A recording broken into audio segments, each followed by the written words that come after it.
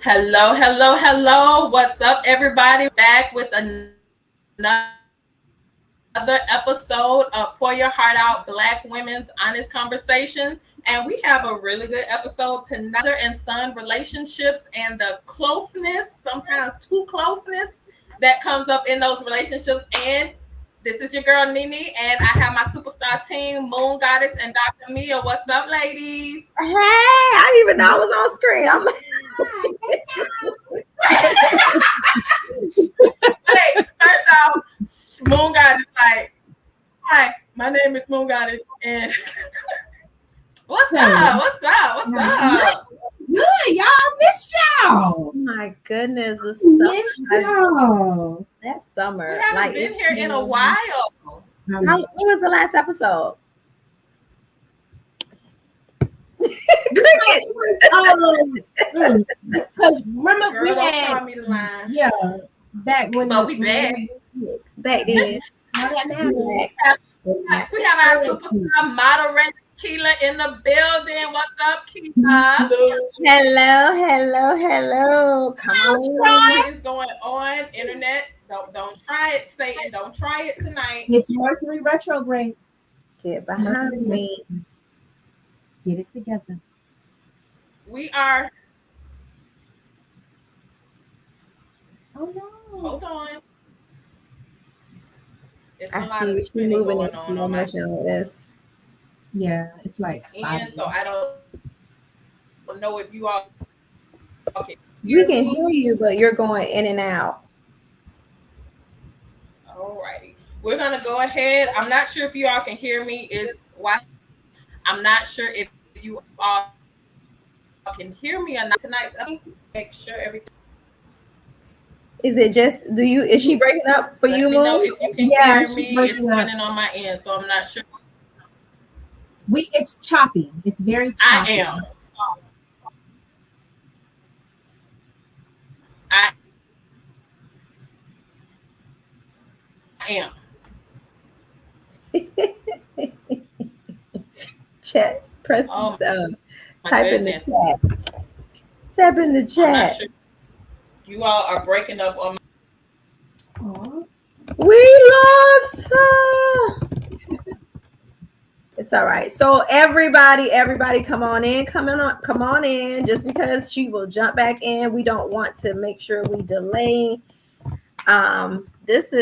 We've been having a conversation about this topic for a while. So we are going to make sure we fill in for our fabulous leader while she figure out this internet life. I think the Wi-Fi is like a hater. Wi-Fi just like anytime something great is about to happen, Wi-Fi like, oh no, they can't have none of this greatness. We're not gonna let it air out. But I think this topic is so important. It's so important. And I often hear people talk about, there's not a lot of conversation holding Black women to a standard or having conversations of maybe the things that we might not be successful at or doing well.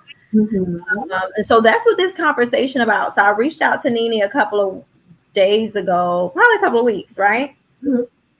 And I was like, Nene, we have to have a conversation about these mothers that are treating their sons like their boyfriends or just giving them and assigning them a role that they are not ready to fulfill at all. Well, I'm not all of them, because it's some. Right. What age? Right? What age do you determine that he's ready to fill the shoes of the absent father or the absent caretaker? Like, so I read somewhere that their brain doesn't develop until I think 25, 26. Man, that's no, ma'am. It does not. So when you ask that question, when are they ready? Hey girl, when are they ready? Right. When are they ready to assume that role? Because Most moms Hey will girl, I'm back. you back? You made it back? Yeah, so most people will say that, oh, you have to just prepare them. Y'all I better ask. think so. If Michael Jackson was alive, would he say that his childhood was robbed? Absolutely. Right. So when these mothers talking about they need to prepare their children or their young men, and assume this responsibility of being the man of the house, like that makes me cringe. When I Right. hear a mom said, "You're the man of the house now," to a young boy, No. I don't. That makes my booty clench. Okay, cheeks. Okay. Right. Like you Yeah. are the man That. of the house and you have to grow up and assume the role and you have to fill the shoes of your father. Where does that come from? So I believe there are a couple of things, right, that happen in the Black community Okay. that caused that to happen. Because remember, I think it was during World War II Mhm. where there was a draft of African American men and they were sent into battle, right? Because at that point there was two parent homes and Mhm. families were starting to thrive. And so now you have an entire generation being sent to war, and you have the little boys or the father like getting on one knee saying, like, now you know, young boy, I'm gonna be gone. And I need you to take care of your mom. Right. You the man of the house. Right. Right. You the man of the house. So even if that narrative was okay in the context, Mhm. that's still a lot for a little boy to take on. Yeah. As parents, there should have been kind of like some things that were already put in place where you don't put the responsibility of being the man of the house on the back of a child that is 7 years old and been on Right. the planet for 7 years. Right. Like that's not fair. That's crazy, is what it is. It's That's not crazy. fair. That's And crazy. so I realize a lot of women, and whether that's when it started, and then Mhm. now it's just that intergenerational trauma and Mhm. things that just have been passed on from generation to generation. Like we are here now. Of course, we have a lot of single family homes, and Right. then you have women that are just treating their sons like the man of the house, like even and maybe it comes from an African culture too, but because in African culture, like, men are the head, and even the mothers kind of like aren't disrespectful to the boys no matter what age they are. So there's a Mhm. lot of context to why this is, but I just know it's not right. It don't feel right. It don't look right. Right. Because it's not right. It's just not right. Like, you expect a child who clearly is a child who hasn't experienced anything in life, hasn't gone through any real hardships other than maybe, like you said, dad leaving to go to war or whatever African tribe and whatever they did back in, that at that time. But now you want this 7-year old to be like, what does that even mean to a kid? Now you're the man of the house. Like, what does that even mean? Like, it, That means trauma. right, for generations, probably, which That I'm sure means some of us trauma. are living through. Because Right. now I can't play outside when I want to. I No. can't be a kid. I can't do kid like things. I Mhm. can't think like a kid, act like a kid, because now I'm being forced into this role. And there is a correct terminology for it, that is adultification, right? Yeah. You are making this child become an adult. And I know, the baby boomers used to love saying, like, oh, my child is so responsible. And the child knows how to do this, and they're so proud of the 7-year-old out there mowing the lawn. You got from 18 to 99 to get out there and mow the lawn. There's a difference between like teaching the child and Yeah. having them participate Right. I was just gonna say and that. Right. being Right. Right. part of the chores, Right. but it's his responsibility to make sure the lawn is mowed At 7. at Keep 7. me in the house. I guess so. If that's what men do when they run the house. I know, but that's not fair. That's not fair to the Yeah. child, because then you have the man child, right? Now you have a man child because he was denied his childhood Mm-hmm. and he didn't get a chance to be a child. And, Mm-hmm. I might get some pushback for this. Some. You know, Do it. you got these man childs playing video games all day. No, I'm just kidding. If that's the way that they relax, that's fine. But anything that you were deprived in your childhood and it shows up in your adulthood, that is a pure indication that you didn't get what you need in the time that you were supposed to get it. And now it is showing up later on in life. That's like, the aunties and the uncles at the club. Like, I think after a certain age, like you can you can go to like the brunch of, the brunch. And, when we used to go to iguanas, we would be home by 8. I love me a day party at Iguana Town. Right. We leave work 5:00. We go to happy hour. We got that coffee. Give me that $5 menu. Right. And you done by 9:30. And we look around like, what time is this? 8:00. Oh, time to go. I see a good question here. Keela asked, what does that even mean to be a kid? Because what was a childhood for us is so much different from what we're seeing now with these newer moms and things. So what does that mean to be a kid? I think for me, a kid is someone that's allowed to make mistakes. Right? Being beat down for it. Right. You're allowed to be in a learning phase, right? And you're not punished for doing something wrong, or while you're learning something, you're not punished and scolded for missing the mark. Whereas, of course, as you become an adult, you don't pay your light bill. The light just go off. You know what I mean? Right. It's not like if you don't get to do the things, like you have to do certain things or you are punished for it, like life punished you. So when you're a kid, you're extended that learning curve and grace to get up and fall down. Yeah. Right. Yeah. I like that. All right, Wayne popped through to show some support. Thank you so much for stopping through, Wayne. We appreciate the support. Mike is in the comments supporting as usual. Thank you very much. He says, hey, you will not down talk my games in between classes, work, adulting, and girl daddy. I like that, girl daddy. But that's not all you do, Mike. Right. You don't sit there.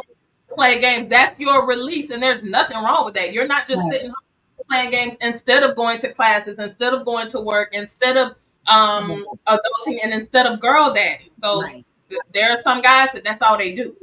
Right. They don't want to get up. They don't want to get up. They feel like, and then they're annoyed because you're asking them to do adult things. Right. So, for me, it's like those mothers that have set their sons up for failure because they didn't give them a chance to be children. And then that same mother is the one that runs interference when now he is in a relationship and is actively dating, and she has a say in everything he does. Everything. Even after they get married and all of that. That is dangerous. That is so dangerous. So you gonna live your life and my life? But okay, so let's talk about that. Let's talk about it. Talk about it. She got something to say. So I've dated, right, several men, and the mama boys, initially, it's endearing, it's wonderful because, I was always, I don't know if I was raised, but I always heard that the way he treat his mama is probably how he gonna treat you, right? And then you meet this man, and he got this mama, and the mama's so sweet, and he's so sweet with the mama, and you just think it's wonderful, right? Then you get past that honeymoon phase of that relationship, right? So you out of the You know, Pretty now much. y'all in the trenches. Now y'all got to compromise. Now you got to argue about, well, what you want? Well, I don't know what you want. Well, we picked last time, well, so pick again. You know, so now we're in there. And if the mom gets an inkling of anything, like any inkling of anything, like I was the most recent mama's boy that I dated, Most recent. his mother, for some reason, did not like me. Oh, Right, shocking, right? Because I'm really her. So I don't understand. But you know, to each his own. So she would make comments, and I had a friend who was getting married. And and you know, you can't help it. You're in your friend's wedding and you all excited. So you start thinking about, you know, if you're not married, oh, what I would like and how I would do things. Oh, that's cute, and I would take that, but then I would do this instead, and you know, whatever. So you kind of share this. So she would ask the question like, oh, so how's the wedding, you know, planning going? How's the, you know, being a bridesmaid going? And I was like, oh, it's great, it's wonderful. These are our dress colors, these are her colors, this is what we're gonna do, this is the style, blah, blah, blah, whatever, whatever. This woman says out of her, well, when my son marries, I want him to marry somebody that's gonna be there for him forever. I'm dating your son right now. Like, why would you? So her brother comes, her brother heard this. The brother comes out and he's like, what is that to even say? Like, why would you even say that to her? I'm just saying, if my son get married, I would love my son to, you know, find somebody, you know, because my son, keep in mind, you have crippled your son to the point where it is ridiculous. Like, I can't say anything in my house because I got to clear with my mama first. No, you don't, man. Oh, well, my mama said, da, da, da, da, da, and my mama said, and blah, blah, blah. So I even, at one point, we were living together and I wanted a bigger place. So I was like, oh, we should get a bigger spot. You know, you have a kid, I have a kid. It'll be perfect if we just get more room. You know what I mean? Right now. And I don't know, you know, my son, he comfortable. Oh, did I mention that they was living with their mama before we got together? Yeah, and this is in my 30s. So if you know, you know. So what I didn't understand was, why do we have to clear with your mom? I'm not saying we got to take your son away from his address at your mother's house. What I'm saying is, when he comes over to spend time with us or even with you, he has his own space, right? And this man said, no, we're not doing that. And I said, well, why not? I said, so if this don't work out, you don't even want to get your own spot with your son and have his own space? No, because I'm always have a room at my mama's house. and that's okay to have that theory to say, you know, I can always go home. That's important as a human being. But for you not to even make any plans to do anything different, no plans, no flag on the play. Like right, several red flags on the play. Like, you know, but I'm already in. I'm vested because, you know, I'm trying to be a good black woman and support my good black man. And look what I got. What did Kevin talk about? He not a baby boy, but he's still like, you don't need us. You know, you know, Kevin about that party life. He want like 18 wives. I mean, I'm not against that. I don't mind being a sister. I would love being a sister wife. I just feel like we share the money, gonna be good. We sharing the responsibility. I ain't gonna deal with that man all the time. Like, you get him Monday, Wednesday, Friday. Right. I'll take Tuesday, Saturday. I'm okay with that. You can have one weekend. Well, whatever Scissor said. But no, I just don't understand the connection of, when do they break the umbilical cord? When does that man get to make a manly decision for himself? And even another guy that I dated, his mom was very religious and very heavy into the church. And again, there's nothing wrong with that. That's how I grew up. But because I was Pentecostal, and I forget, they were whatever they were, you know, still Christians, but whatever different nomination, he was literally like, oh, my mom said we're not an equal yoke. So my mom said, stop giving me your mama whole quotes. I don't care at this time. I don't. My mama said this and my mama said that. And how old are we that we talking about my mama said? So, you know, let me give these unequally yoked folks a revelation. Hallelujah. I hate when they use, I'm like, what Bible are you reading? Because I think people think like the yolk is a yolk of an egg. and not the yoke of what goes around the neck of the animals that you are rearing. So there's a misinterpretation of whether it's the yolk of an egg because we both have to fit inside of it, or is it the yolk that goes around? Because when you are plowing the fields and you are working with the bulls, you put the yoke around the two bulls. And so both of your bulls are not going to be equally, they don't have the same strength, right? So when they say unequally yoked, and I saw this and I was like, oh, this is so true. That I'm weak on my right side and you're weak and you're strong on your left side, then we can still power through. When you talk about being equally yoked, is that you have what I need and vice versa.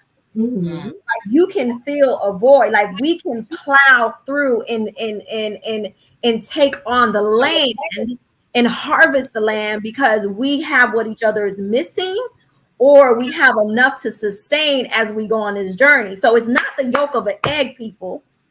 I sipped that. I sipped that. Shaka, Kev trying to holler. Yeah. Yeah. Kev is with a C, not an S. Right, you misspelled my name. CHAKK. You can't even get with her because you can't spell her Kev's not even watching my intro videos. Oh, Trevor said that's probably the best I want to make explanation. That's a really good explanation, Mia. That's a really good one. It's not, and I don't even know. I'm gonna find out what they used to yoke back then. But you know, a lot of the terminology from the Bible is used during the time where we were still in vegetation, land, like people were still growing. That's why it's like, oh, the laborers are few, but the flock is many. Like a lot of the metaphors and that was put in the Bible and the not the fables, but the not fables, what they call them? The scriptures. Scripture. Parables. Good answer. Good answer. You like the verses?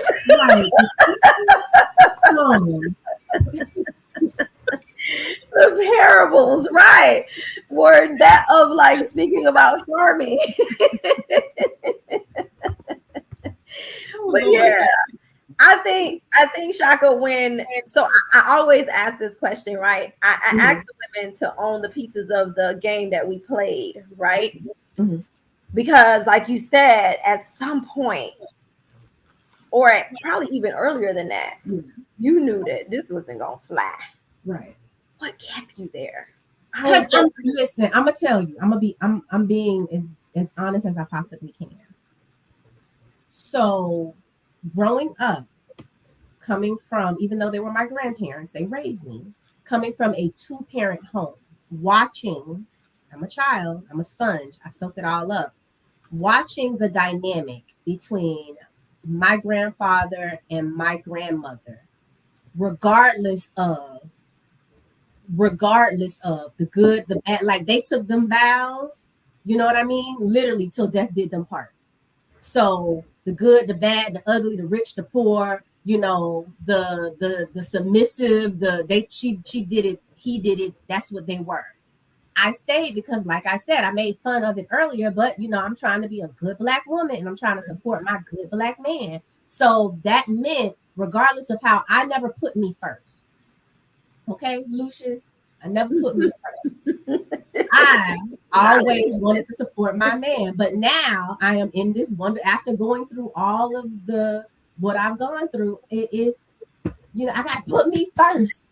I gotta put me first, Lucius. So that I stayed because I thought that's what I should do. I thought that was the right answer. I thought that regardless, my love would fix it. My love would be enough. My love would be more than Mama said. My love is gonna come through and do all these wonderful things. But ultimately, you can't make a grown man do something a grown man don't want to do. Not even a man. You can't make a grown person do something they don't want to do. If they don't want to do it, they don't want to do it. And it took me being sick and tired of being sick and tired of being sick and tired of being sick and tired of being sick and tired to say, you know what, I'm good. I think I just had a conversation with somebody the other day. So how long were you at your grandparents' house? My entire life. Your entire life. So like until 17. until I was 17 years old. 17, So you my went there. mom dropped me off when I was about 5 years old. Now I saw my mom. My mom was very active in my life. I just didn't live with her. So she dropped me off like one weekend, like she usually did at 5, and I just stayed up until 17. And so, and you know, like you said, that I literally was just having this conversation with somebody else where the framework, they had a good example of two people staying together, beating the odds, and staying committed to their marriage. And you know what often happens is like they don't show the ugly side, right? They protect you from that side, so you really don't get the true version of what that relationship is. And so now you're building a framework of what you want in your life off of something that you only watch 75 or maybe even 60% of the footage. Mm-hmm. And so I come across a lot of women that have had these experiences where they had two parent homes. It was like, I want somebody like my daddy. Yeah. But that's why I tell parents, you have to let the kids see the good, the bad, and the ugly. Oh yeah, we saw it. You need to allow them to see the full scope of the relationship so that they don't now build this framework of finding a relationship and trying to have something that was never real to begin with. So you have them chasing a fantasy. Mm-hmm. And so like it's like the reality of it, like, yeah, no, not taking away your parents, your grandparents, like they had a wonderful relationship, but there's so many aspects of that relationship that they don't get to see. And you want the part that you saw, which is the good part. Right. No, we got to that, you know, that's why I say, like, don't argue in front of your children, but disagree. You know, let them see that you are able to have a conversation, unpack it, come to a conclusion, compromise. You know, it's okay to show discord because it's not all cupcakes and lilies. And so now, you know, especially the and you know, the mama's boy. I mean, the mama's boys and the daddy's girls. I totally agree with that, Dr. Mia, because even here, like Leia, she sees us when we're all lovey-dovey, but there are times when like I get on his nerves and he get on my nerves. So we have those disagreements. And yes, girl. So Leia will be like, stop. Like, we don't yell, but sometimes you can hear it in our voices and how we're speaking to each other. And Leia's like, y'all stop it. And I had to sit her down and we had to tell her, like, yes, we love each other, but we're not always gonna be like hugging on each other. We're not always gonna be in agreement. I tell her sometimes daddy get on my nerves. I get on his nerves. I told her sometimes you get on my nerves. I still love you. I told her sometimes I get on your nerves. It's okay. But you know, we still love each other, but I don't want her growing up thinking that it's always going to be the sunshine and the rainbows. Like, it's okay to experience those different things, but just know how to come back together with that. So I'm really glad that you brought that part up, Mia. Yeah. Keela asks, can mama's boys clip the cord and cleave to his woman? Like, is that even possible for them if they've grown up with this responsibility and there's some unhealthy closeness to their mom? Is it possible for them to clip that cord and cleave to their woman? So I say no. Point blank, no. Not in my experience. Okay, I don't You know. haven't experienced that? In my experience, no. In my experience, they never go. You can't. There's nothing you can do that's gonna compare to their mama. And I am not trying to compete with your mother because it's kind of weird. Actually, it's a little weird. So go ahead, Dr. Mia. No, go ahead. Sorry. No, I'm just saying I don't know. In my experience, I don't think so. I mean, I feel like they try maybe, but they always resort back to my mama said. Because that's what they're accustomed to. Right. And that might have been the only voice that they had in the house. You know, when I deal with single mothers, I tell them, you have to have a male figure in your son's life. I don't care what you do. You'll never be able to teach him how to be a man. Right. And, you know, I'll get the pushback like, oh, no, I can't have it. You have never had a penis, ma'am. And, well, I can't say never will. I know nowadays. How'd you catch myself? I forgot it was 2024.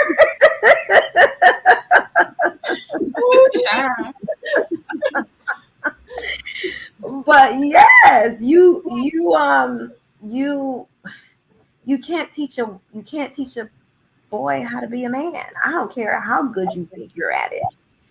There, if you're gonna make the decision, you're gonna raise this child by yourself, or if you're gonna like, and maybe the father is not in the picture and he's just not able to parent appropriately, find those circles where he will have male influence, because Absolutely. just like my daughter, I can teach her how to be a woman because the things that I've experienced, I can walk her through it.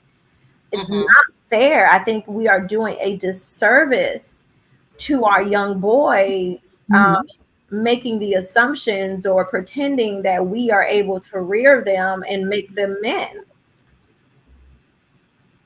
It was never your job to begin with. Yeah. And I think that's the disconnect. Right. That's the disconnect. Trevor asked this question: can we agree that most F boys are created by their mothers? No.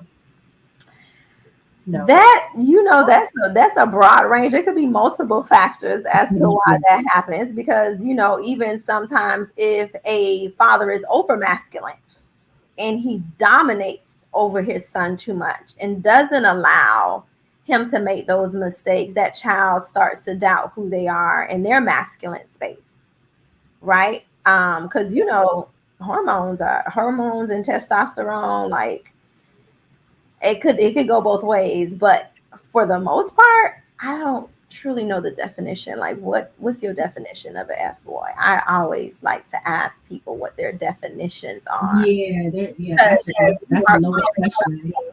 Something.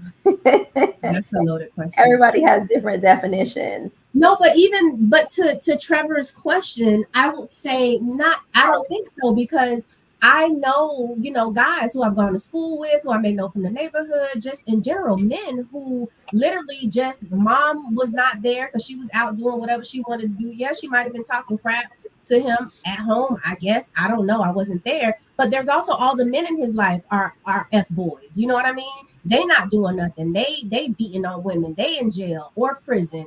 They not working. They, just out here trying to act like they still got it and they don't. And then this child is seeing all of that. So I can't say that, mothers are the reason that they're F boys. Like it's a lot of factors. So are F boys gigolos, or F boys do not take care of responsibilities? Yeah. Both of them. They are both of them. Both of them. And she said it's so professional. Are they gigolos? Yeah. Right, fellas, go ahead and type in the comment. What is your definition of an F boy? We need to know. And I got another one. And type what your definition of a gigolo is. I want to know what a gigolo is. Gigolo boy. Gigolo or oh God. All right, so Cardi said, Ricardo says F boys are under mama designated fallback propaganda. Ooh, like I almost cut. We've been drinking, huh? He said the I should have read that one in my head first. Normally I read them so that they flow. I didn't read that one first. Ooh, okay. Lord, somebody that acquiesce all the time. Basically, like a doormat. By their mothers in their first few relationships. All right. Basically, the solution is sharing a man. Ooh, child. Kevin, stay on topic. Kevin, it depends. Maybe. F boys are created by women. I understand it's a term created by women, but not all women, because we don't use always and never in these spaces. I've never called anybody an F boy. I've never called somebody that. I don't know what it is. I have. So when you call them an F boy, Shaka, what is that? You make them an F boy? I've never called anybody that. So yeah. We were having a disagreement, right? We were literally having a disagreement, and I don't remember what it was, but it was not as deep as this man made it. And this man began to yell, get in my face, and do all the, the hooting and hollering and da da da da da and blah blah. And that's what's wrong with y'all B's and y'all H's 9, y'all da da da da. And I was like, if you don't get your F boy self out my face, sir. So do they have female characteristics? Like At that moment, he was acting very feminine. That was very feminine energy. Like right, I can understand. I don't know many men who are going to raise their voice and yell at a woman, let alone I don't know many men who are going to jump in a woman's face and do all this with hands and like to me that's girls about to fight on the corner. You know, with the neck rolling and all of this and you know what I'm saying? Men when they about to square up, I don't know. I'm not a man, but the men that I've seen square up, y'all don't do all this, do y'all? Because that I ain't never seen that. Right, I'm just saying. So does F stand for feminine or FUCK? No, it's both one. No, it could be both one. Sugarloaf. Sometimes they be acting like a bitch, and sometimes you gotta call them out on their bitchy ass ways, and then that turns into the F boy behavior. So it all coincides. Yeah, I can understand the feminine features and responding in a way that doesn't bring masculine energy, and you know, having a discussion with a woman and you are responding the way a woman would, because you probably have been reared by women all your life, and so you don't know how to have a discussion from a male's point of view because you haven't had that experience. So I definitely I like the feminine F than the other. Every time I've heard it, I assumed that they didn't say F boy, they said the word, so it was always FUCK. So I just took it as everybody has their own definition. I think everyone has their own definition because you know you talk to some women and they'll feel like it's the men who cheat. You know, those are F boys to them. You talk to some women, it could be the men who beat on women. That's an F boy to them. The one who don't work, the one who just has multiple women, you know, and multiple children and lie to everybody. And they all over, you know, those who steal, those in jail. Like it just depends on who you're speaking to and their reference to what an F boy is. Yeah, I do believe that you have mothers and women out there rearing children and creating a subset of children that, you know, might not fare well in the world because, you know, I think some of the things that we did right and some of the things, you know, we have to redefine. But, you know, this conversation about mothers just being overly involved in their sons' lives, it's crazy because you didn't have the man that you desired in your life, and so now you're going to gift the world a man that nobody wants to desire. You talk about a cycle.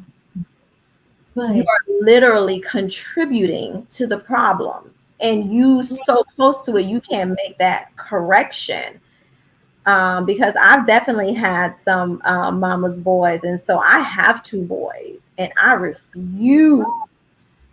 I will not gift the world any mama's boys. Like I'm affectionate towards my boys. I love them. I tell them I love them, you know, but you know, Dr. Mia will punch you in your chest.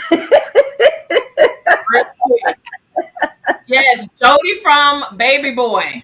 He was an F boy. At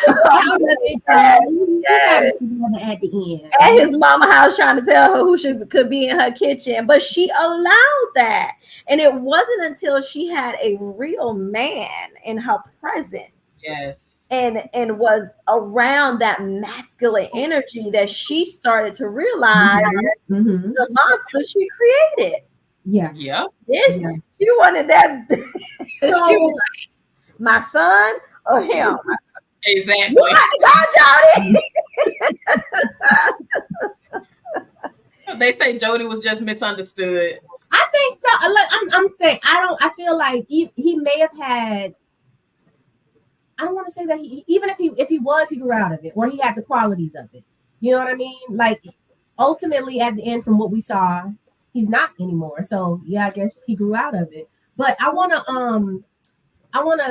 take it to a different turn. So not necessarily having, and Dr. Mia, you being the mother of, having two boys. So I know someone, a friend of mine, and not necessarily is she raising her son to be like the man of the house, or she's raising him to, be in all of his business and all of his relationships, and no woman is going to do you like your mama do you, because nobody going to love you like your mom. Like, not to that aspect or that extent, but when he was younger, I think they showered together until he was like 11.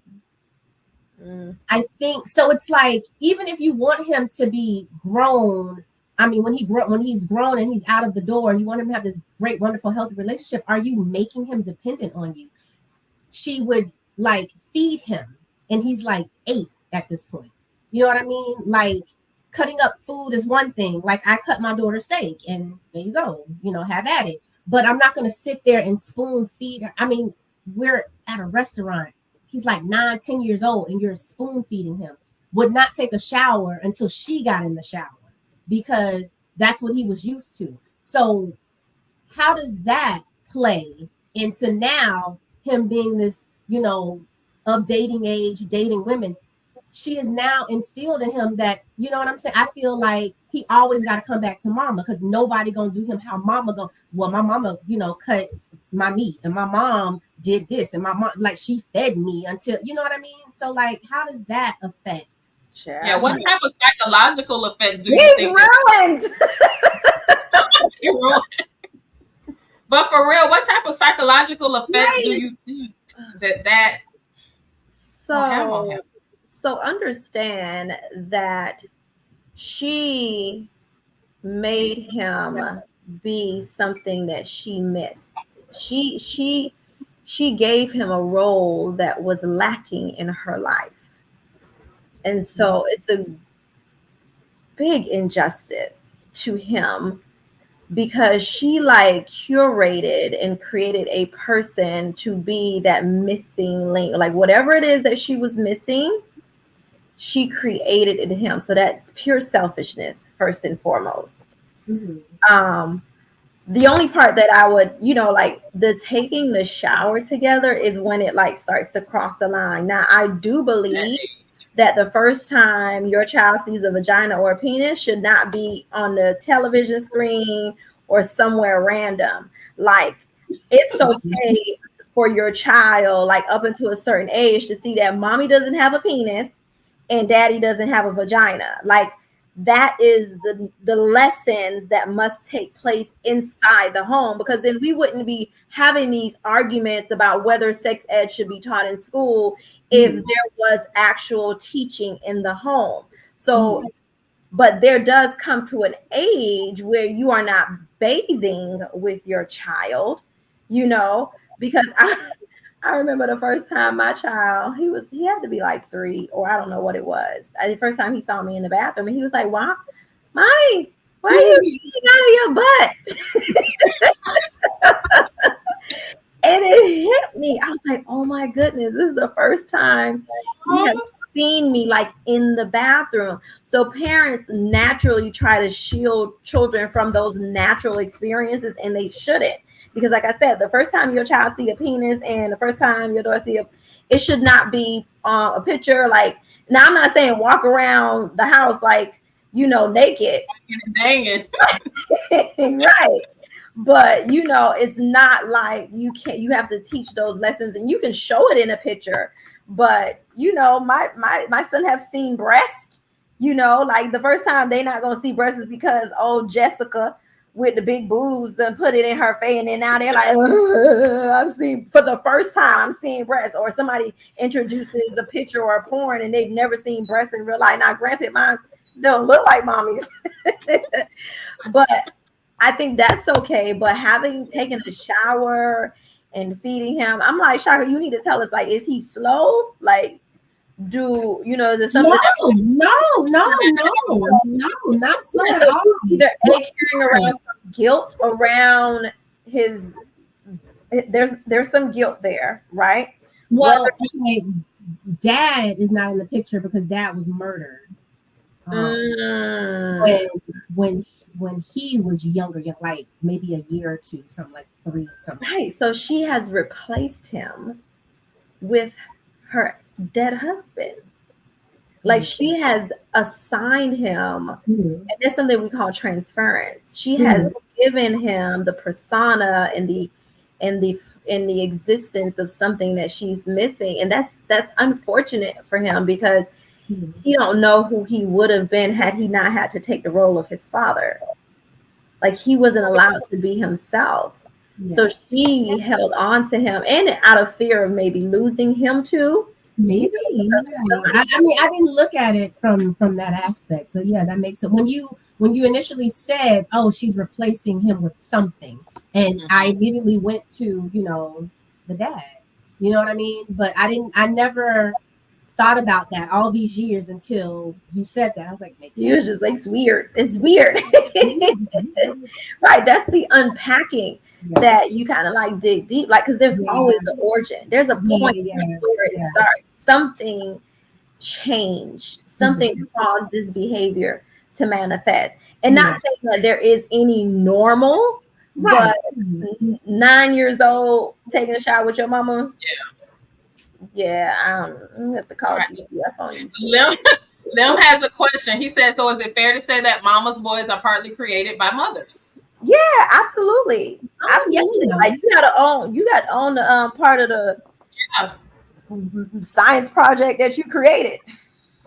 All right. The men going ham in the comments. Let's see. What about that? Mike say his aunt used I can't.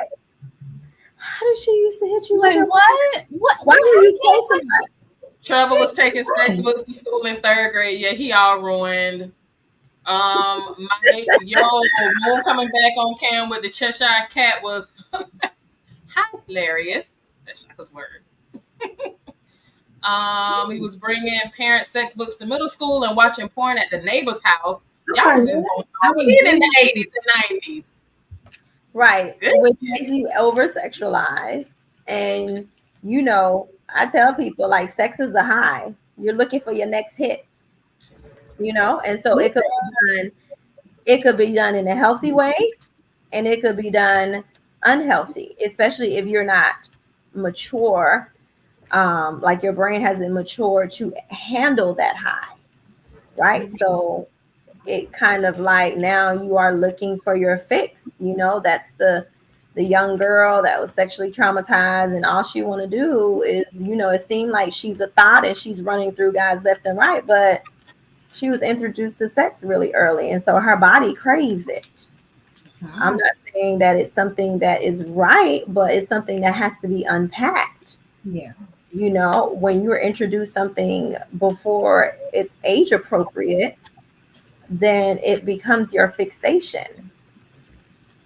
Didn't think about it What like that. what types of responsibilities do you all that feel that single mothers place on their sons other than like the household thing? What are some other responsibilities that you think single mothers place on their sons? Like after they get like you supposed to take care of me for the rest of my life. I hate when I hear I did this, and for you, so no, that was your responsibility. You had that child. Like they I don't didn't ask owe to you. be here, so now I got to pay you back for everything you did for me. That's not how it works, ma'am. I I know don't there ain't a like book out there, but that's definitely not how it works. Because you took care of me, now it's my turn to take care of you. Now there is a natural progression of Mhm. us taking care of our parents because it. before we became adapted to this Eurocentric style of living, you know the older people would live within the home of the children and the grandparent, like that intergenerational shared housing was a real thing. Now it's not. People want to like have their own space and want grandpa and grandma to tell me what to do, and I want to live my best life. Right. Mhm. But I don't owe you Yeah, nothing. yeah. I don't like when I see that, when I see or hear that either. What is some advice that you all would give to like single mothers who are kind of like struggling with not placing too much responsibility on them? Because Get a sometimes man. Right. Right. Right. it could be So, unconscious so that they're doing it. yeah, I'm about to make She me said, "Get a take. man." What if she can't get a man? What if a man can't get Why her? can't she? What's wrong with you? If I they can get think, a man on I my think, 600-pound life, she can get her a man. All of them got somebody feeding them good too. I think so. Women, I'm sorry, like, you see people living in cardboard boxes together. Like, you have to realize where you are, what you bring, what type of person you are, and date accordingly, first and foremost, right? Um, because you can't, like, women that are like, yeah, I don't need a man, I don't want a man, but yet you have put your whole stake in your whole life on your son. He has become like your new focus or your only focus. Or even if your children are now your only focus and your new focus, like, that is a huge burden that you have placed on the people that you've brought into this world, and it's you're low key manipulative. Yes, You're low key manipulative. yes, Yeah. You're manipulating your own children. They don't owe you anything. They are going to do for you out of the fact that you reared them, you love them. Like, it just comes naturally. Like, my mom right, to right, ask me for nothing. She don't have to. We don't, she everything I have is hers. But you have, people forgetting that your children grow up. So how you treat them while you are rearing them is very important. So let's first look at how you parenting. How are you parenting that child? Are you allowing them to be a child? Are you creating childlike experiences, or are you just worried about you? Because a lot of people are just selfish. You should have never had no children. Okay, so let's talk about that. So let's talk about that. I love this woman with my entire being. Okay, I'm talking about my mama. My entire being. However, the way I am the oldest of five, my four siblings are all male. I am the only girl and the oldest daughter. So the way that her expectations of me are absolutely not the expectations that she has for my brothers. Oh, I had to be responsible. I had to set an example. You don't have to call Michael Jackson and ask him about his childhood and if he felt like he missed out. That's shocking. Yes, Moon God has missed out. Okay, because my brothers still come to me. They're all adults, and they still come to me as if before they go to my mom because they're used to coming to me before her anyway. So the expectation that this woman put on me and not, these, sons of hers is crazy because now I look at them as adults and the mistakes that they make we all make mistakes. None of us are perfect. But, the things that they're going through in their relationships. And I'm like, and then the advice that my mom gives them versus what she would tell me, two totally different scenarios. Like, I remember going to her, telling her that I thought this man was going to hit me. We've been arguing. It's crazy. I don't know what to do. I need to move out. Can I come stay with you? And she was like, nah, just talk to him. Y'all figure it out, work it out. Y'all are getting let it it happen with her son. Right. But then let's fast forward several years. Now they've gotten into a physical altercation. One of my brothers with his girl. And I don't know who started what. Nobody was raised to hit nobody, but it happens in this big old age. And she was like, oh, she better not put her hands on my son because I'll go over there and I'll drag and I'll this. And baby, you can come stay with me. You can da da da. And I was like, who are you? Because Remember, so remember, go ahead. they give them mothers have their sons fill roles that they did not get fulfilled. Because my sister and I have the same conversation. Like, I have two brothers. One brother, he'll get a pass because he's mentally ill. But my younger brother, who is 25, no job, did not finish school. And I keep telling my mom, you enabled him. But he's always with her, right? Like, he goes with her to the grocery store. Like, so is it pure selfishness of her keeping him because my stepfather won't do anything? You know what I mean? Like, my stepfather is just like, I'm retired. I ain't doing nothing else. So is it when they give them roles, they fill those gaps for them and they don't even realize it, that they're giving them all of this space because they're assigning them a role in their lives. And for us, what they do to us is that everything that they wish they were, they push onto us. Just Right. you're right. Everything that I wanted to be that I didn't get to accomplish, I'm gonna make sure you become that. And so at least I felt like, I did right by something. But they Right. are literally allowing these boys to fill gaps. And It's it's not fair to them and crazy. it's not fair to the children, but it's what's happening. It's crazy, and it's affecting because two of the four brothers have children, and now being the rich TT that I am, and the love of their lives as their aunt. They love me, my nieces and nephews. But it's like I have to almost go and play cleanup because my brothers think that it's okay to do X, and I'm like, that's not okay. That is not. We were not raised. That is not okay. Like I see how hard he is on his daughters, but let his sons do whatever. When no, we're not doing that. We're not doing that. Everybody gonna be disciplined equally across the board. If one do something wrong, you gonna listen. They all gonna learn. Like it's not fair because that's literally how I think I felt growing up. Like I had to be right. Everything had to be perfect. I couldn't, like you said, as a child, I wasn't allowed to make a mistake because everybody's watching you, Shaka. You're the oldest. It's not fair. Yeah, the sibling position is a whole different show because sibling position it's a whole like there's a whole lot of things that come in with sibling position, and we don't know why science ain't caught up with it yet, but it is like it's like it just happens. But I don't I it makes me cringe. It just makes me cringe so bad. And so I am just petitioning these moms out there, like, let your sons be children, let them have their own experience, let them be around other men that will help them develop the skills that you will never be able to help them develop, because it's a part of them that they have to identify with. Yeah. And if you aren't a male and you have no testosterone and testicles, like there's a part of you that they can't identify with. I don't care Do how you you. feel like do you feel like there is a risk of, or have you experienced a risk of the mama's boy having resentment towards his mom, as he gets older and starts realizing like all It of can that go pressure both on ways. him?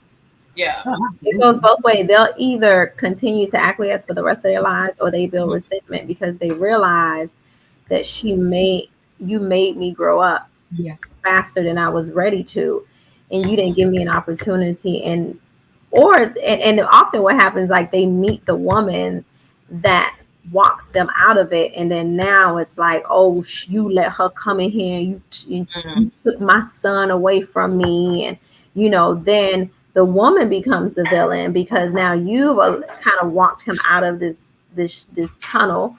Hmm.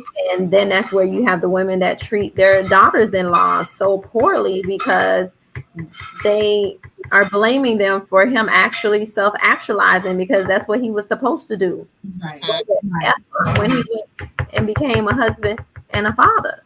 Right. And now that you're, speaking from that daughter-in-law, place, now not only are he's upset with you, mom. Now mom is upset with me because I have, you know, took her man away, in quotes. And now he's angry because now he may have a beef or a gripe with mom. So now he's hurt because he's realized that, oh my gosh, you've crippled me all these years. You've enabled me all these years. Now he may be yelling at me. So now we got this whole hurt people, hurt people. So here we are with this vicious cycle. So now when I go into my next relationship and I'm all bitter and angry and oh, I want you to meet my mama. Oh, here we go again. You know what I mean? So when does it end? Like how do we get out of this stupid cycle I, of rem- I remember Chris Brown having a conversation of how, his mom was like competing with the women in his life. that's what I Um, said. I'm not in competition with your mama. And why is your mama in competition with me? It's right, but crazy. it's again, she Completely different roles. right, Like she mind told blown. him. But I also believe that they start doing the thing where they start like buying their mom things and spoiling them, and paying them back for all of the things that they did for them, and that message is misconstrued. Like it should have never been that. So if you weren't showering her with these gifts and treating her like you're the girlfriend, because you're just doing it. Like it's like roles, right? Like this is the role you play with your girlfriend, this is the role you play with your mom, and when those roles cross, we don't know who's who. I think that kind of answers Ricardo's question though. But why do certain moms get jealous of the women in the man's life? Because the mom was viewing him as like the man in her life. So now you're giving that to somebody else. That's where that jealousy comes in. It's like a sport. So Ricardo, like think of it like football season, right? Football season here. Everybody has football. You love football. You watching every Monday, Thursday, Friday nights available for Sunday. Here we go. Oh, it's football. And when season ends, you missing something. Football is not. You're not on it. So it's like that's how it is. The mom got football Sunday, with her son, and then he now wants to spend time after the season with somebody else. She's missing that voice. So now instead of her just realizing that her son is, just being a man and doing what men do, spending time with, his partner, she feels some type of a way. She feels like that should be me. It shouldn't be her. So that's where that jealousy, I think, kind of comes into play, because it's almost like this woman has taken away my man. And it's not, because remember, the son is the man of the house now. That's my little king. You know what I'm saying? And now this woman who comes along who's just trying to date a man is now looked at, frowned upon, and has to compete with the mama for attention, which is crazy. I like what Keela says. 2 separate lanes, mom and wife, and the 2 should never cross. Absolutely. Parallel all the time. Right. And I like what Exo said, is that mom is still acting or being in her childhood like she's always wanted to be daddy's little girl, and so she is quantum leaping back to something she was missing, right? All of this is about roles being fulfilled or filled. And when these roles in your lives are not filled, you start to cast different people in your life, and you give them roles, whether they want to or not. But that is absolutely right. Always looking to be like they missing their daddies, and now this weird relationship, because now you're seeing your son as the provider and taking care of you, and that's terrible. Here's a question, but do women test their man's love and position in their lives? But do women test their man's love and position in their life? I understand that question. Yeah, I don't know what that means. Why are we testing my man's love? Try it again, Libby. Please explain. I guess Keela understood the question. Hopefully Keela helped you on that one. Come on, Troy. Come on. Women test men's everything. 2024, Johnson Manners, get ready. Okay, back on topic. No, I just really wanted to stop, because if not, I don't know what we're gonna have out there. I just be thinking about my daughter, like who she gonna marry. Wait, I'm sorry. We're gonna get back on subject. Did y'all just hear my Alexa? She said it's almost time for bed. You have 2 more minutes. Like that, right? Me too. You were embarrassing me in front of my internet friends. Oh Lord. She said it's almost time for bed. You are up past your bedtime. Okay, it's almost time. Do you think that what we're talking about now, how we talk about the single moms and this responsibility on the sons, do you think that this is something that's just an issue in our culture, or do you think other cultures, like how do you think there's a difference in how those single moms treat their sons, or you think it's just the same across all cultures? It's just a single mom thing. Well, I mean, I've never been white, but no. I was in a past life. Never. In the past life I was, so I get it. But I've definitely seen and witnessed where, in the European culture, it's kind of like the same thing. Like, and it doesn't even have to be racial. It can be like cultural thing, because you have the blacks, the islanders, and all of that. So Well, I know island people got it bad, child. They got it real bad. real bad. Like Them the women, Jamaicans. it's like women in the island, and then they're taught like men's opinion only matter.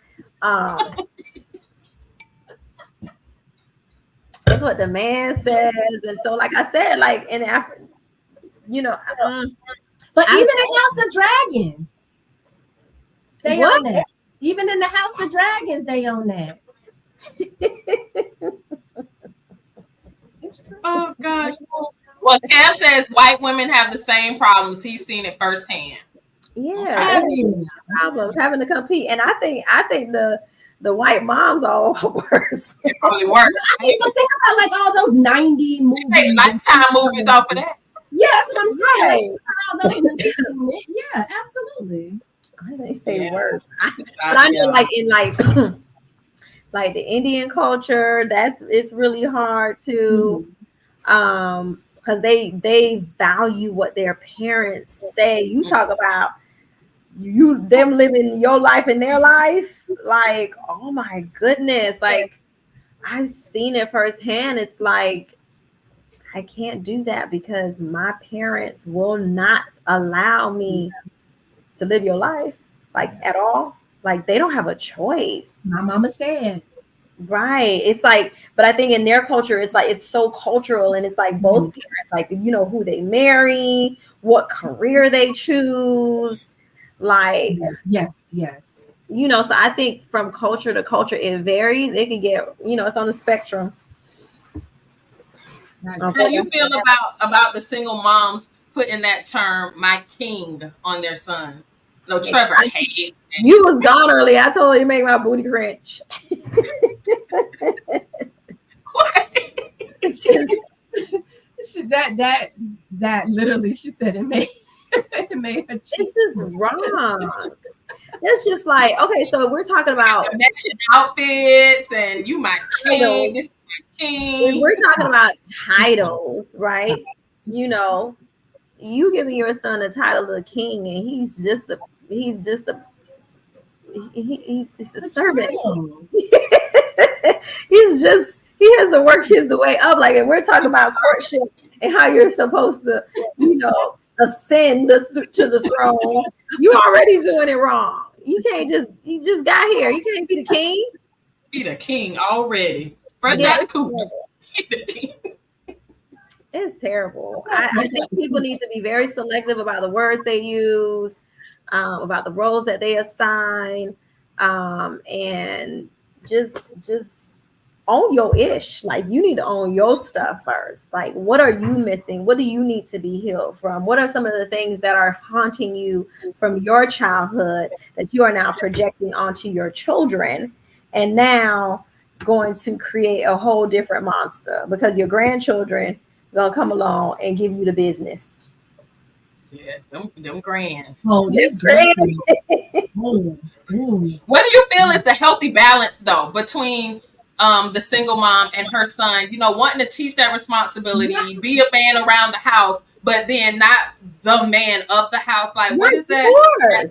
Chores. They have to have chores. So I think it's very important to have what everybody contributes to the house as early as they can. Like the 3-year-old that wants to help clean, give them a little fake broom and let them sweep. You know what I mean? Like, everybody, when children feel like they're part of the system, they understand the system. Like, even the opposite of where the parents are like, oh, my children don't clean, all I need them is to go to school. That's not the reality, because once they become older, there are so many other things that they need to learn to do. And so if you don't teach them that in the household, you just throw them out there, and then you wonder why you coming over their house and it's a mess, because you ain't never taught them to clean, because you just wanted them to go to school. So chores, give them allowances. Our community is so behind in how children are reared properly because we've had to wing it. Like, let's be honest, we had to wing it. We didn't give us all of the information that we needed, but now we're in the information age. We have some new tools. We have new information. We got to start using it. Give your children allowances. It's like, oh, they don't need no allowance because everything they need, I'm gonna give it to them. Okay, so that's gonna be the same child that does not know how to manage their money in the future because you've never taught them or created a structure of spending, saving towards a goal. Like you didn't teach it. So don't get mad when you have the 22-year-old that keep calling you like, "Mom, you send me $20." You didn't teach it. Yeah. Chores, have that chore list. Everybody's responsible. Like, we have the list. Like, this the kitchen list. You get the kitchen for a week. Everybody here, that. Let them argue about whose week it is. I know I'm not washing no dishes. I done served my time. No, that's right. So then I have a question. Wash the dishes. So what about like when you do have a parent a mother, single, who, doesn't necessarily want to say that her son is, my little king or the king of the house or the man of the house, but also wants to praise him in a positive way outside of the chores and the allowance. Like, that's like a fine line. Like I can't necessarily worship my son as my man, but I don't want him to be in society when he grows up, you know what I mean, to be an F boy to women or to be whatever, because I lack thereof as a mother. Like what encouragement or what could we say to those moms? Like what could they do to make sure that they don't to make sure they're not like everything they do is like trying to make it more. Yeah, I think it's just basic compliments, right? So what we say is applaud the steps taken to meet the skill, right? So you don't get credit for the A and the B, like, because that's what I expect, right? We're A and B house. But what I want to celebrate for you is the project that you did to get that A. What I'm going to support you on is the project that you have. So like if that child has a project, I'm just not gonna be like, all right, well, I hope you do good. No, we're gonna go to the dollar store, we're gonna plan this project together, we're gonna brainstorm together, like helping them on their pathway to the end. Like being part of that process is what really matters than the my baby got grades. No, if you were in the journey with them, you was in the trenches with them, by the time they get to the straight A's and they're celebrating, it's just like, I knew you could do it. It's just a reassurance of what I've already prepared you for, so that when they go into the real world, they don't have to get ready. They're going to stay ready. Yeah. I like that. Yeah. So believe in the journey, because that's what happened. People just celebrate the end, right? Like everybody wants their child to be the athlete, the NFL, the NBA. You don't see Steph Curry dribbling and he has problems with his peripheral and all of the work that he had to put in to be who he is. You don't see the grind. You just see him hitting them threes and they're like, oh, I want to be like you. Gonna work? You gonna do the work? The work that he put in to get that. Trevor says you got to be careful with that, because you can then have boys that feel that they should be applauded for the least little thing. Right, like, that's what I said. Don't applaud applaud the journey. Like work with them through the journey, where you won't have to give no trophy at the end. That is the expectation. Because you've been there along the way, helping and guiding them, and right. I'm gonna go back to my verse. Hallelujah. I want everybody to turn to. We always talk about spare the rod, spoil the child. Y'all know that's my favorite verse of how it's like, oh, you got to beat the kids. No, the rod is used to guide. There's a hook at the end of the rod. So the shepherd guides the sheep. If the sheep the cliff, is going to take the hook and pull them back so they don't fall off the cliff. They're going to continue to keep the sheep within the flock. If they see, now they're going to strike the wolf, they're going to use that rod to guide, but it's still the shepherd rod is used to guide, not beat, not strike, because now if I hit that sheep, I have now compromised the product. I can't sell a battered sheep. I can't do nothing with that wool. So don't tell me about how we are supposed to get to the end of this thing. I need to be able to guide this child through this journey in life by guiding them with my rod. I'm like, nope, don't do that. That's not smart. Let's try it this way. Not, oh, damn it. Stop being your kids. Yes. Thank you. All that to say, people say, stop being your kids. Sometimes they pass the collection plates in the comments. Sometimes a little pop. Just a little pop. They pass the collection plates in the So comments. I don't beat my kids, but I'm gonna pinch you. No, I can't like. Pinch his turn. Yeah, my child is 24 years old. I can't even tell you the last time I put hands on her, but I don't have to. You know what I mean? You know your child though. You exactly. I know my kid. I know, our words can get us further than we slap, smack. You know what I mean? So we're gonna talk about it. You're gonna know how I feel about it, and that's what it's gonna be. But yeah, we're not gonna. But sometimes my nieces and nephews are bad. I just want this. No. But it's it's the inconsistency in parenting. Mm-hmm. It's like, I want you to do this, I want you to do this, but today I'm a good parent and I got everything in place. And then Wednesday I wake up and I have a headache and all of the things that I put in place are not applicable today. But then Thursday I pick up and like, oh, I'm back on. And then now I'm mad at you because you fell off because it's Thursday, but you fell off on Wednesday, Mom. You know what I mean? I'm yelling at you on Friday because now the system is messed up, but I'm not willing to own as the parent that I wasn't consistent.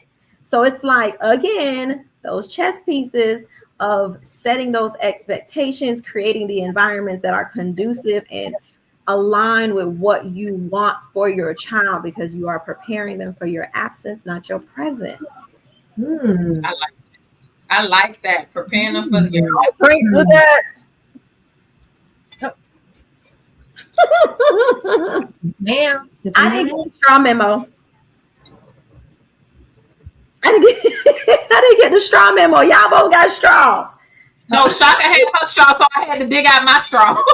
Right.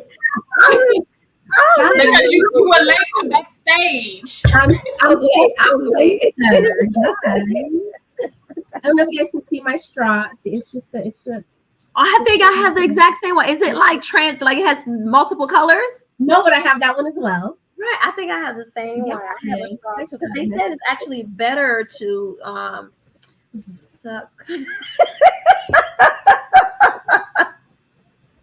suck your juice than go, because it doesn't go through your teeth. Pull your heart out after dark. Let's the sugar doesn't go through your teeth. It just there's a straight path through the throat. And so it's best to suck your juices and your coffee and everything. All right, let's see what's in the comments. Cal said Black people will beat their kids for homework they can't even do. Johnny got 12 apples. Boss. Call them out. Call them out. Yeah. Everything works different for children. My kids don't like being pinched. Yeah, that disappointment. I don't know what it is about. Yeah, that disappointment. Black father said I could break her soul. I could curse Alani out. I could curse Alani out.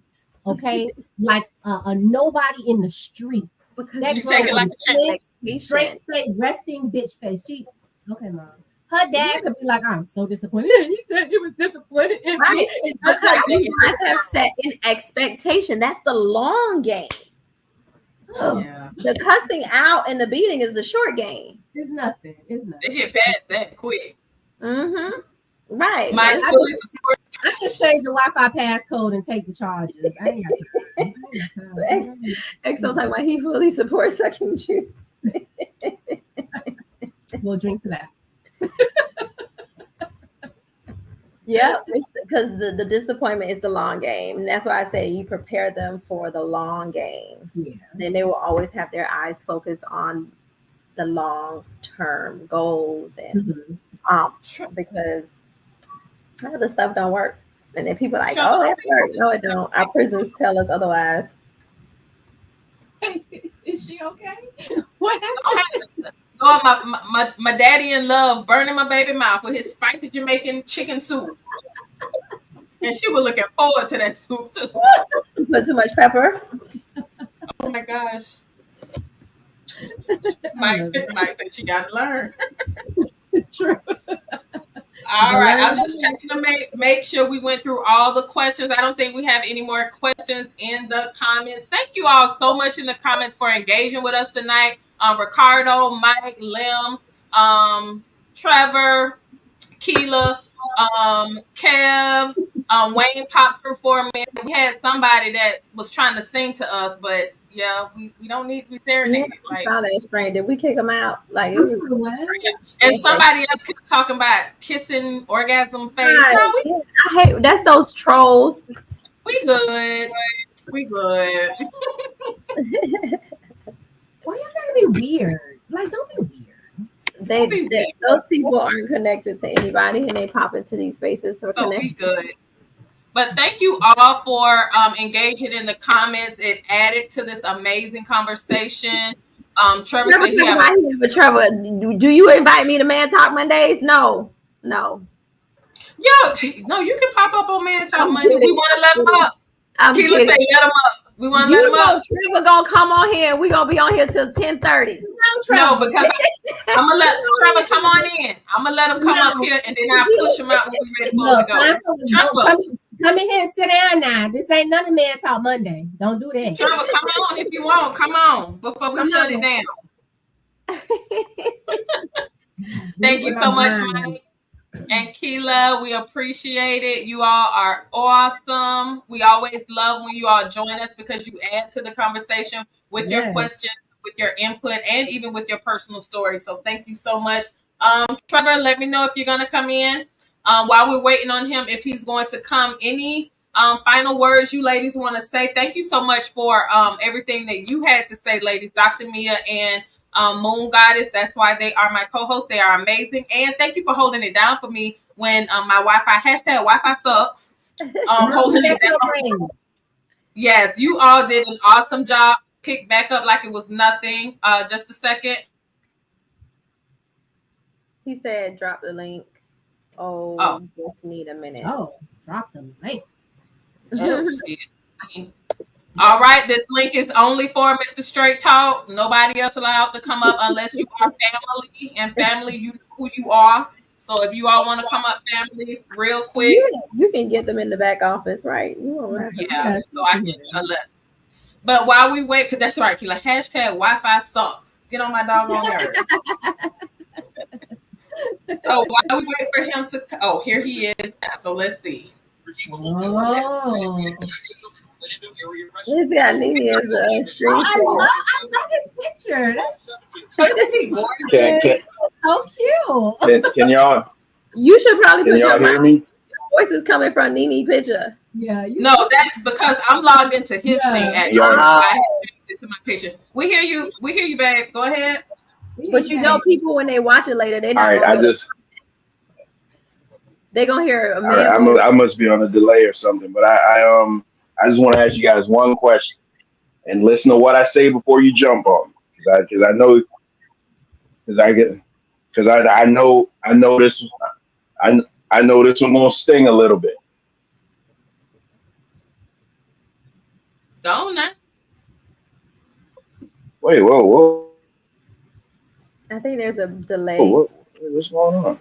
Now. Go ahead. We hear you. Go ahead. All right. Yeah, there's a delay. Right. So I'm gonna ask one question, and I just listen to the question first before you attack me. So I listened to you guys. You guys laid out some really good points. I asked a couple of things that you didn't want to touch, which is fine.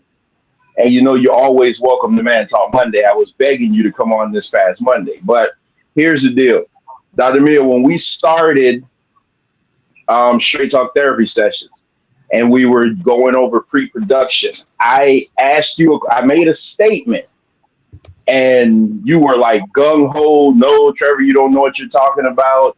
This and that, and I think you answered that question out of emotion and didn't want to hear the spirit behind what I was saying, because I'm listening to everything you guys are saying tonight, and you're basically agreeing.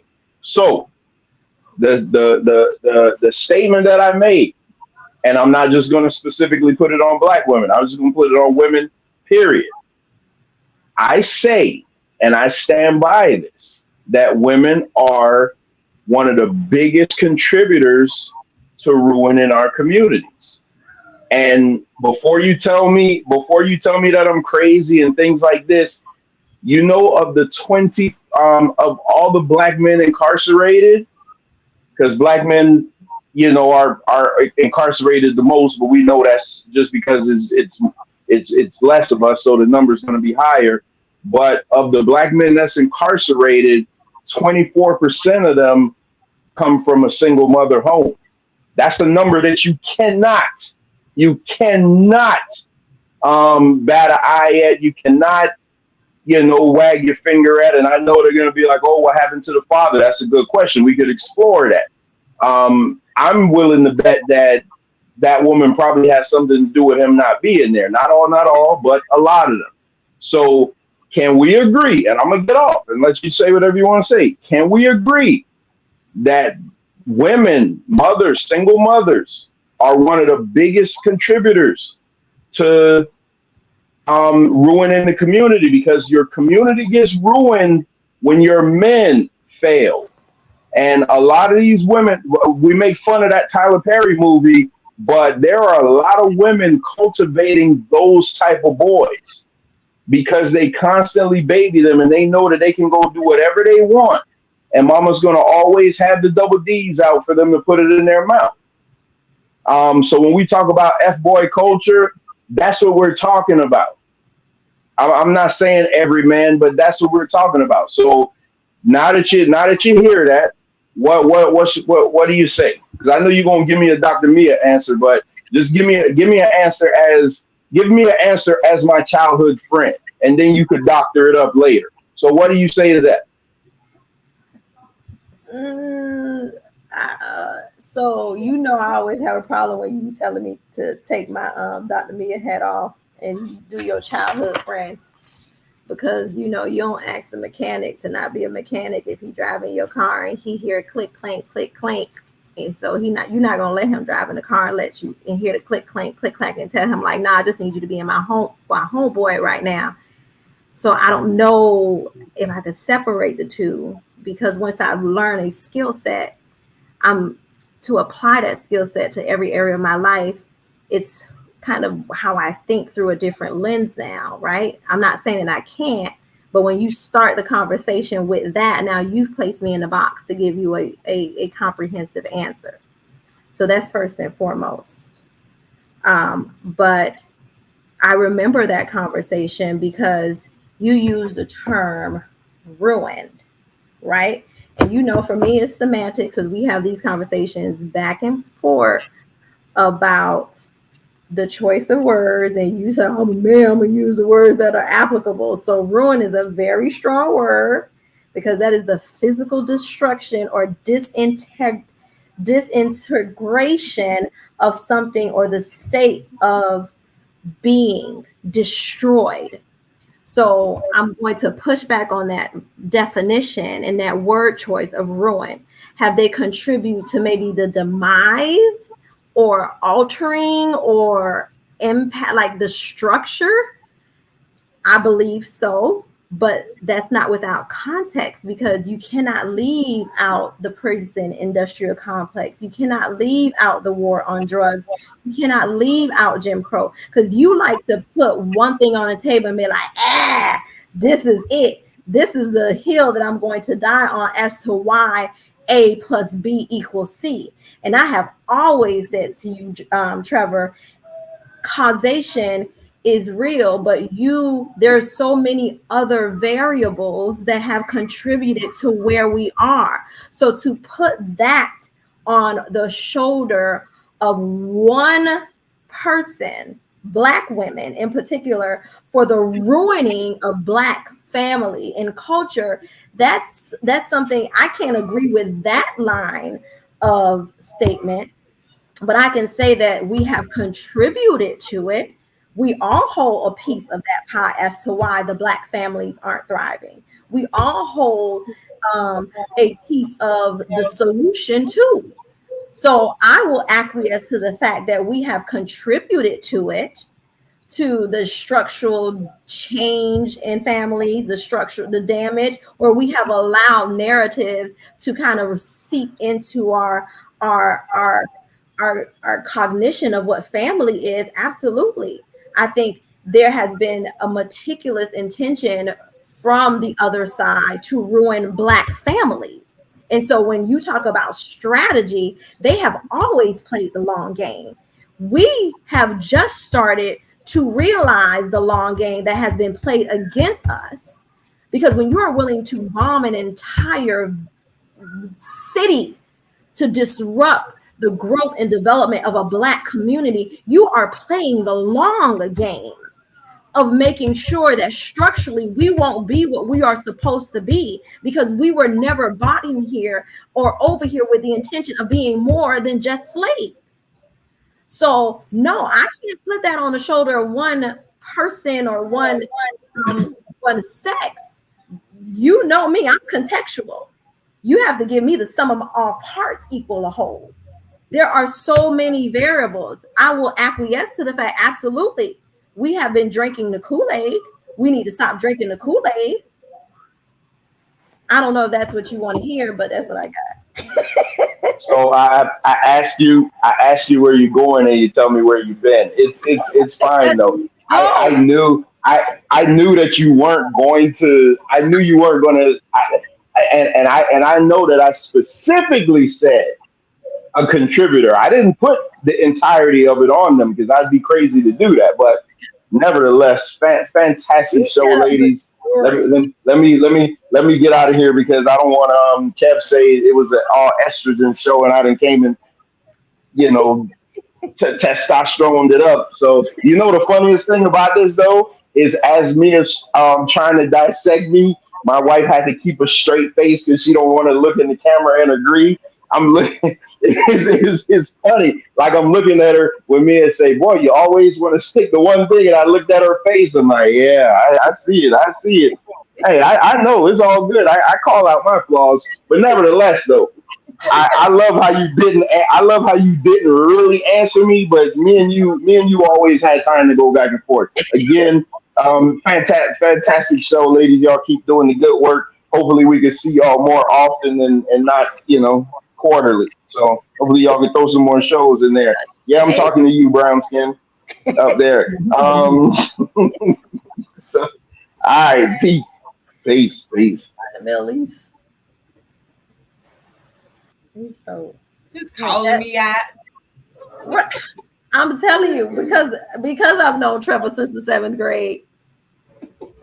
Classic Trevor. It's like one night, this is what it is. Gotta love like no. All of it. I can't go with all of it. I'm gonna give you some of it.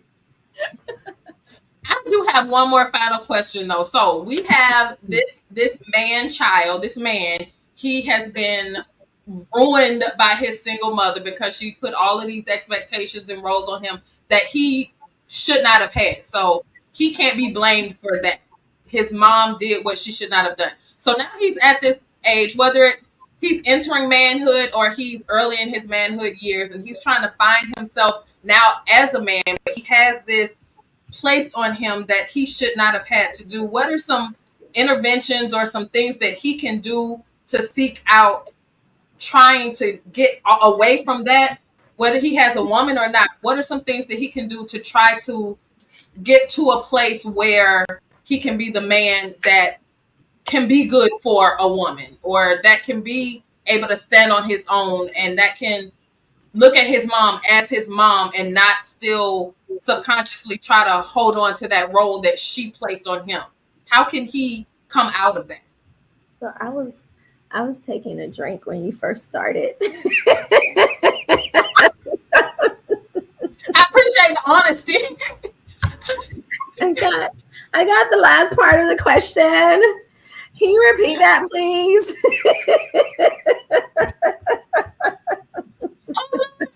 Okay, hold on. I say therapy. All do it together.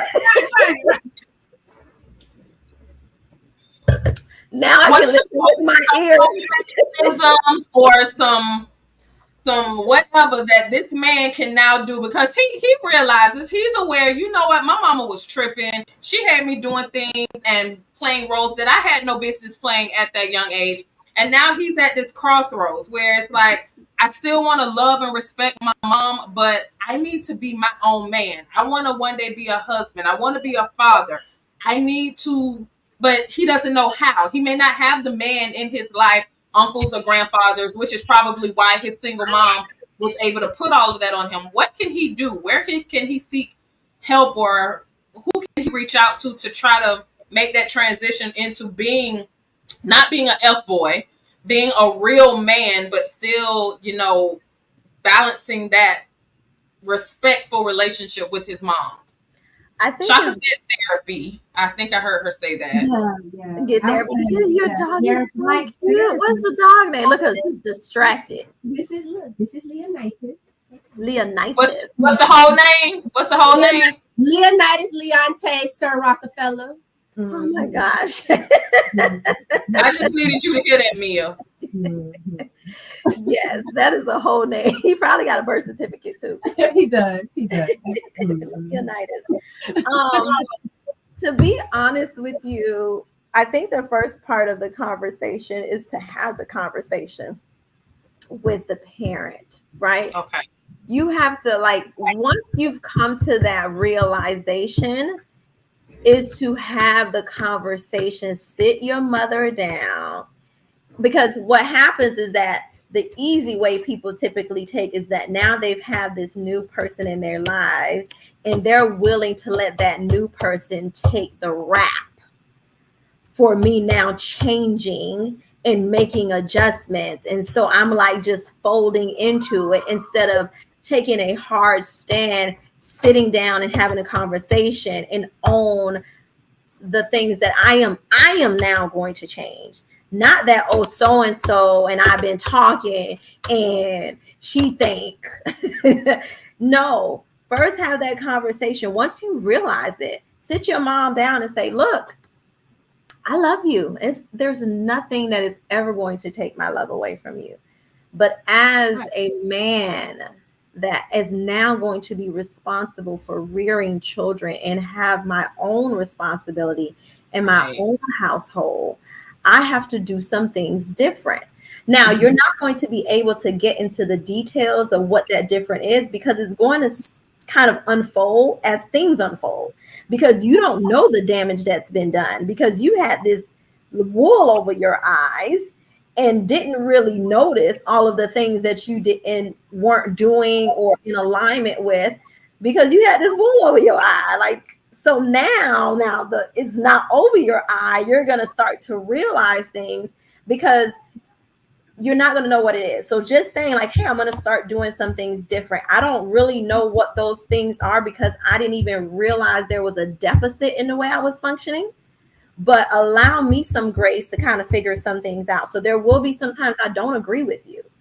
Whereas before I would agree with you all the time. There may be some decisions that I make outside of you, but I need you to trust me. And if you're not comfortable or happy with the decision that I've made, we can talk about it later. Let's reserve some time to sit down and talk. But what we're not going to do is talk about it in front of my children and my wife. Because now you have to start creating those boundaries. Yeah. Because if you don't have the conversation, because like I said, what after happens is just oh, my wife said. And now the mom starts to resent the wife, which is when you start to get into that relationship of resentment towards the wife, because now you have made her your scapegoat. Mm-hmm. I like something that Mike put up. Ooh, let me find it again. It says the sad part is that they may not know that there's an issue until they're in their 30s and 40s. Correct. Right. Correct. All right. That link was only for Trevor. So Mr. Dude, going somewhere now. You ain't coming up in here. All right. If there are no more questions in the comments, I'm just checking to make sure that we hit up everything. I think we did a really good job with kind of covering everybody's question. They love the name of your dog, Moon Goddess. Mike says he wants you to say that name with some bass. So put some bass in your voice. Leonidas, Leonte, Sir Rockefeller. I would just remember, sir. Come here, sir. Yeah. Come No, here. he literally like, what did I do? I don't call his whole name unless he's in trouble. I'm like, Leonidas Leonte, and he'll come. What kind of dog is it? He's a terrier. So I know he's a mix of something, but he was a rescue, so I'm not really sure. I was thinking about doing a dog DNA, but I do have the come here, Benny. Then we have Mr. Benjamin Bradley Chadwick Joseph. These some smart ass dogs. Listen to them names. They could be like they own corporations. They have better names than the humans that they name after. Whole movement. Black women with dogs. We're a whole movement now. They don't own corporations. And from all of that, I remember Chadwick. Yes. I ain't remember that part. Yeah, so Benjamin Bradley, because I'm sorry, no offense to anybody if you do, it is what it is. He acts like a privileged white dog, so I named him Bradley because he acts very privileged and white. Okay, so And he has his paw pads, they black, so he know he a black dog. They know they don't supposed to go in the kitchen. They know what at mean. Okay, so they know. You know what? We don't kiss each other in the face and stuff like that. They know, but we're a whole movement out here, guys. We're a whole movement. Get you one. There used to be a black girl in her braids. Now it's a black girl in her dog. Oh gosh. So the JB Vance will be talking about black women and his dogs like he's talking about the cat. Come on, JD, let's go. I'm ready. Let's go. Come after the whole culture. Right. Nah, that ain't what he want. That is not what he want. That ain't what he want.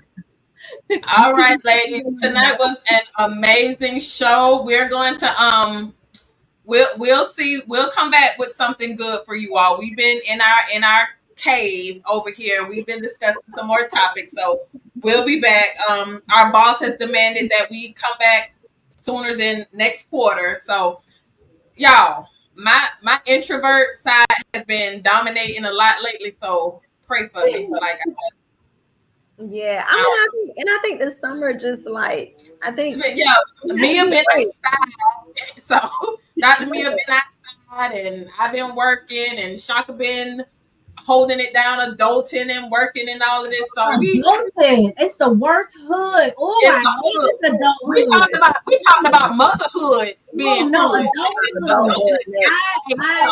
I appreciate the opportunity, but at this time I would like to decline the offer of being an adult. Hated it. Ready? I don't think like why are we the new adults? Who don't want it no more? Right. I'm saying that. Yeah. I think I posted not too long ago. I posted something that said something along the lines of I remember when bills were not my business. I want to go back to that. I want to go back to when bills was none of my business. Like nothing. Go back to it. Yeah. No, nothing about it. I'm good. I want to go back to minding my business too, and that not being one of them. Yes. Mm-hmm. What is the I support rejecting adulthood after the kids are grown? Right. Let's not do it while they're still young. No, she's 24. She's 25. I'm good. I can reject it now. I've done my job. I'm sleeping. It's nice seeing y'all. Right. All right. So final word. I know I'm almost done, and my eyes are starting. Yeah. Oh, go to sleep. So final words on tonight. Let's start with Moon Goddess. Go. I appreciate you ladies. I appreciate the chat. I appreciate this topic. I feel like, can we please, as a unit, as a culture, as people, as blacks, as whites, as whoever, Can we stop it with the F boys? Can we get these mamas to raise their sons and not their kings and their whatevers and then dump all their traumas on us? Because I'm sick of being a trauma dump for people. I'm sick of it. I'm over it, especially for the men in my life. Like, I'm done. I used to always do the whole, communication is key. We got to communicate. And I still do believe that communication is key, but I was doing some thinking, right? And I think communication is key. However, what I want for us is to find someone that comprehends the language of our heart. Okay? Pour your heart out. I'm out. I like that. What she said. Dr. Mia, you're up.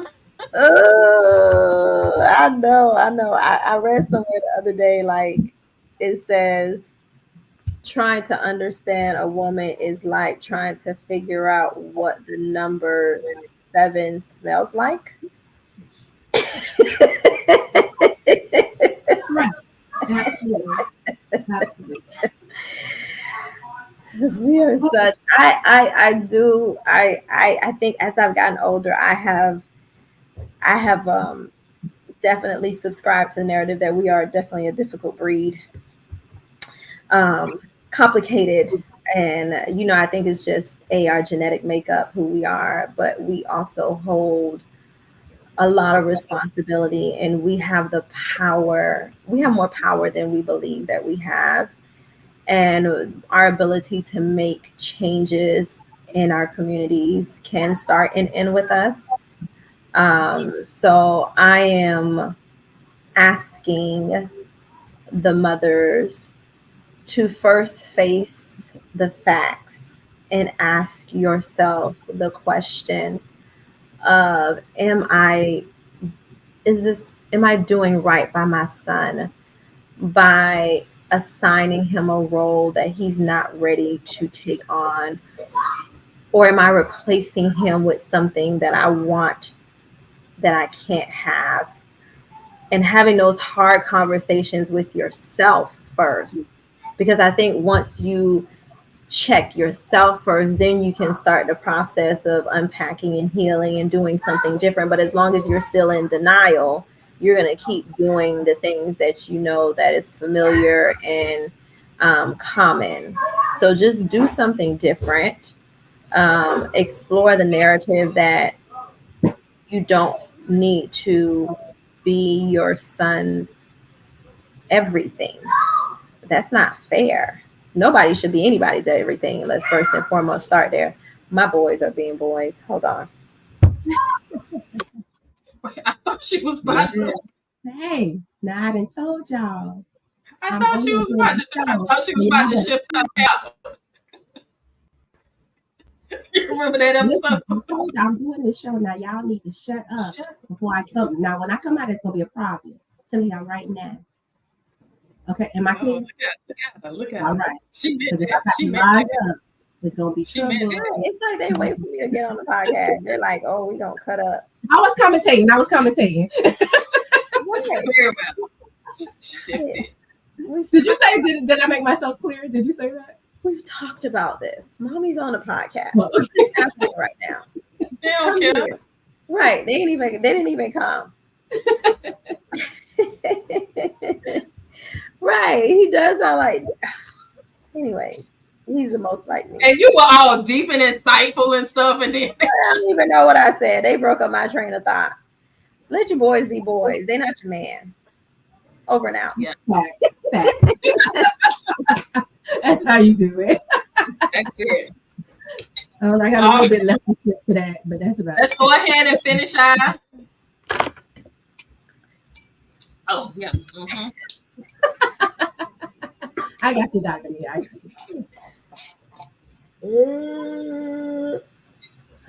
Oh, my goblet.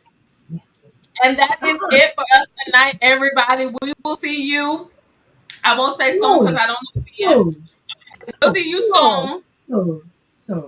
We'll see you soon, and we will come back with we have a list of amazing hot topics that we want to hit up. So we will be back with some more interesting comments and topics.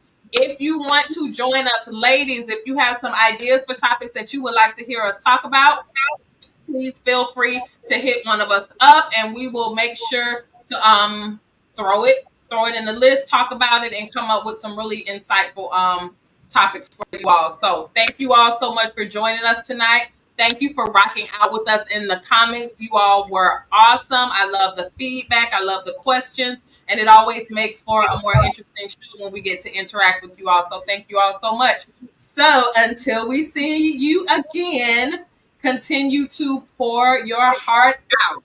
All right. And we are out of here. Good night, everybody. Good night. And that's a wrap for another episode of Pour Your Heart Out, Black Women's Honest Conversation.